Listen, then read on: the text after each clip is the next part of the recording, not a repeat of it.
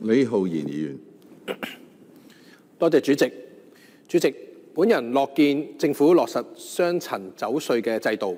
寬減高端烈酒稅率。呢個亦都係回應咗本人以及在座好多同事以及業界咧，自從財政預算諮詢會上邊開始咧，向財政司司長提交有關寬減酒稅政策嘅倡議，到喺施政報告落實。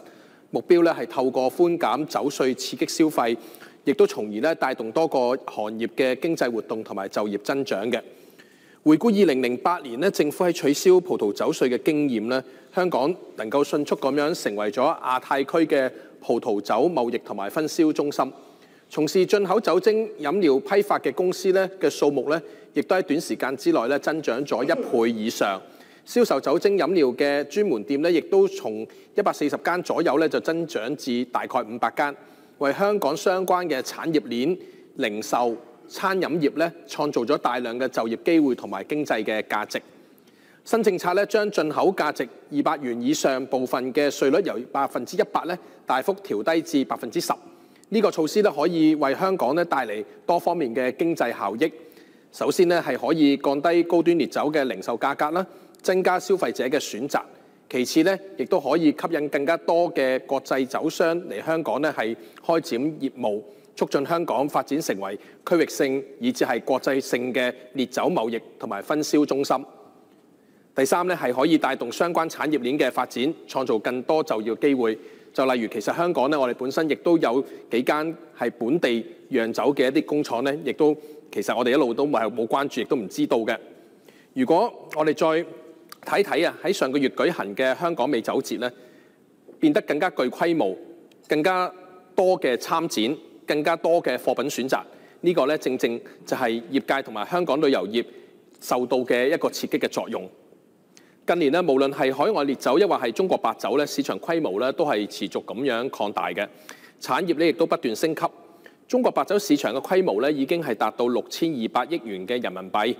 當中部分內地優質白酒品牌喺香港嘅受歡迎程度咧，亦都係不斷咁增長。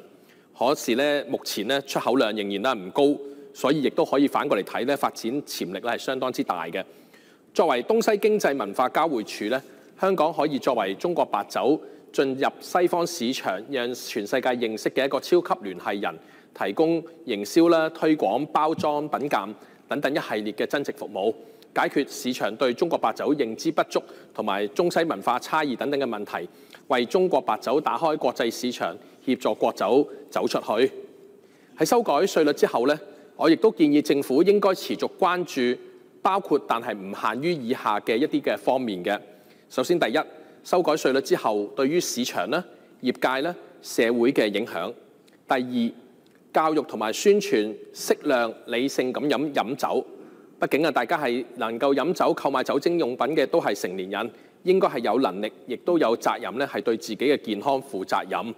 當然咧，亦都應該有充足嘅選擇權。第三，監督對於酗酒等等嘅飲酒嘅問題嘅健康嘅酗酒問題嘅一啲嘅情況。第四，